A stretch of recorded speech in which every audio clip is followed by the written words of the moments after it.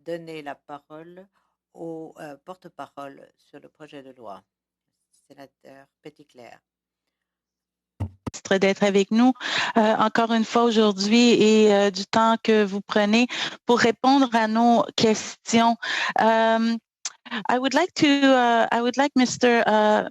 Minister to hear you. Monsieur le ministre, j'aimerais vous entendre parler d'une question que vous n'avez pas signalée dans votre déclaration liminaire, mais dont nous avons entendu parler dans la préétude à propos des amendements concernant la renonciation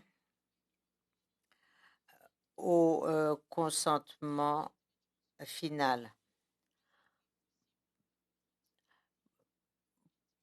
Pourquoi est-ce que c'est possible pour les personnes dont la mort naturelle est raisonnement prévisible alors que ça ne l'est pas pour ceux pour lesquels elle ne l'est pas? Merci beaucoup et merci de votre travail de parrainage au Sénat. C'est une excellente question, en effet.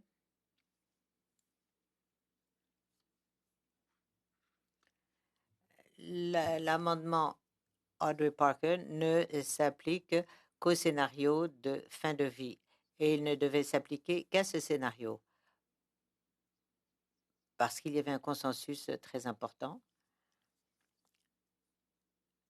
Ça avait soulevé beaucoup de sympathie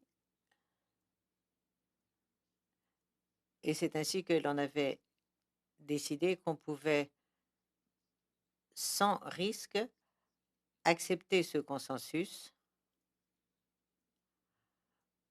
pour nous en tenir à un scénario très limité, celui de la fin de vie. Mais ça a mené à une question plus vaste qui est la demande anticipée. Ça fait partie des 3 questions qui ont été soulevées en 2016.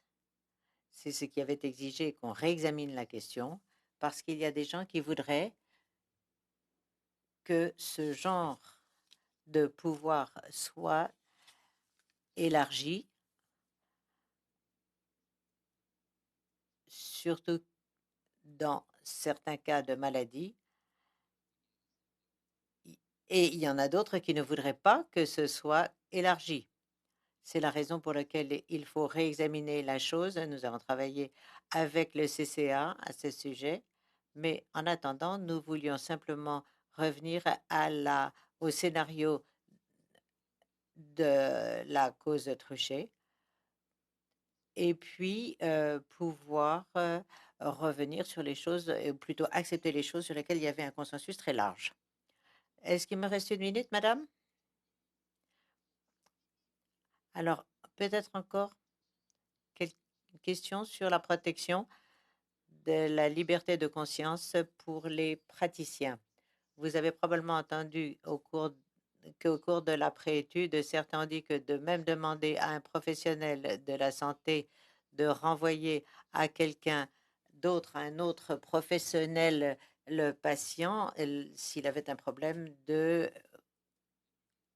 conscience.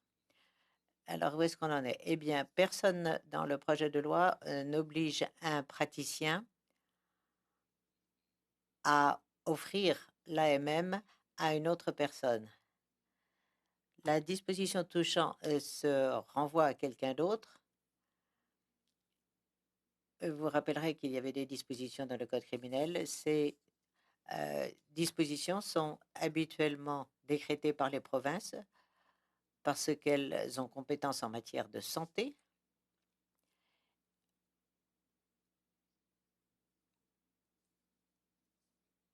Et étant donné, et cela dépend en fait des ressources pratiques disponibles. Il est vrai que la Cour d'appel de l'Ontario a décidé que si un praticien ne renvoyait pas un autre praticien en cas d'objection de conscience, eh bien, cela pouvait limiter l'accès à l'AMM. Mais nous estimons que la disposition que nous avons prise est suffisante.